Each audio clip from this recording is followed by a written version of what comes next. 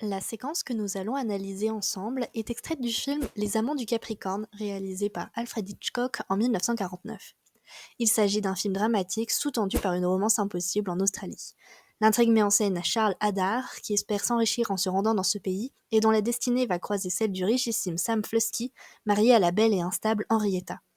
La scène que nous allons étudier est celle du départ de Charles et de Henriette à un bal, après le désistement de Sam qui s'avoue être un piètre danseur.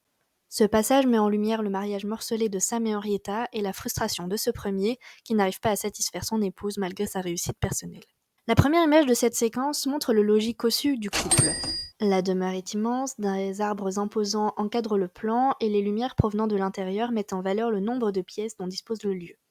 Au centre, on observe une calèche qui attend. Un fondu nous entraîne in media res à l'intérieur de la maison. La caméra fait un gros plan sur le dos de l'homme et le noir de son manteau met en évidence ses mains qui tiennent un collier scintillant. Peu à peu, le champ de la caméra s'élargit et se redresse pour permettre au spectateur d'appréhender le contexte. On découvre Charles Haddar en tenue de soirée qui attend au pied d'un grand escalier. Il a à la main ses gants et son chapeau pour bien signifier qu'il va sortir dans quelques instants.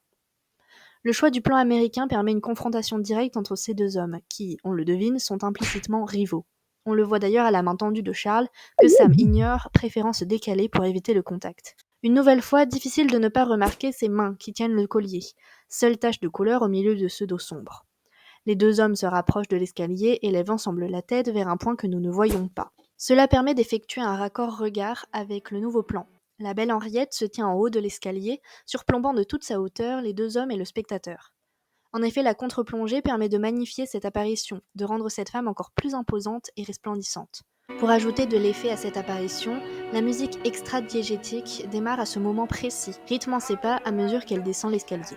Cette scène n'est pas sans rappeler de nombreux plans issus de classiques cinématographiques, contemporains ou non, et qui reprennent un personnage féminin sur un escalier, dominant les hommes qui l'admirent, éblouis par sa beauté et sa tenue.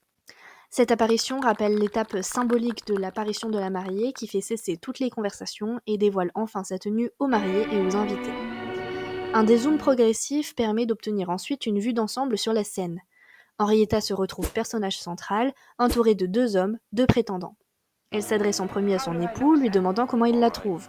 Le collier devient une nouvelle fois visible dans le coin gauche de la caméra. Malgré le compliment de Sam, c'est Charles qui accapare ensuite l'attention d'Henrietta en encensant sa beauté et en lui tenant la main. La distance entre Sam et sa femme, lui à l'écart sur le côté et elle centrale et tenant la main de Charles, insiste sur la faiblesse de leur couple. Difficile en effet de ne pas remarquer cette tension romantique entre Henrietta et Charles, associée à la musique languissante. Un cut presque brutal nous renvoie à un gros plan sur la main de Sam, tenant toujours son collier, qu'il s'apprête à offrir à son épouse. C'est le début d'un plan séquence qui continuera jusqu'à la fin de l'extrait. La délicatesse du mouvement de son pouce est comme une caresse sur le cou d'Henrietta. Il représente l'amour tendre qu'il lui voue mais qu'il ne parvient pas à exprimer. On entend ensuite en hors-champ les paroles échangées par les personnages. Sam prépare le terrain en remarquant qu'il manque à sa femme un bijou, un rubis éventuellement. Malheureusement, Charles se moque en rétorquant que cette couleur gâcherait la tenue, ce qu'Henrietta confirme. Aussitôt, les caresses de Sam cessent, sa main se crispe et il finit par ranger le bijou dans sa poche. Ce passage met le public dans la confidence.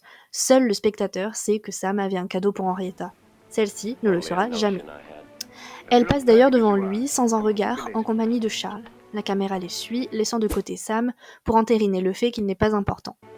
Henrietta se retourne, salue son mari brièvement, mais Charles la dépêche, faisant un mur entre elle et l'intérieur de la maison. Encore une fois, la fracture entre Sam, absent du champ, et son épouse est flagrante.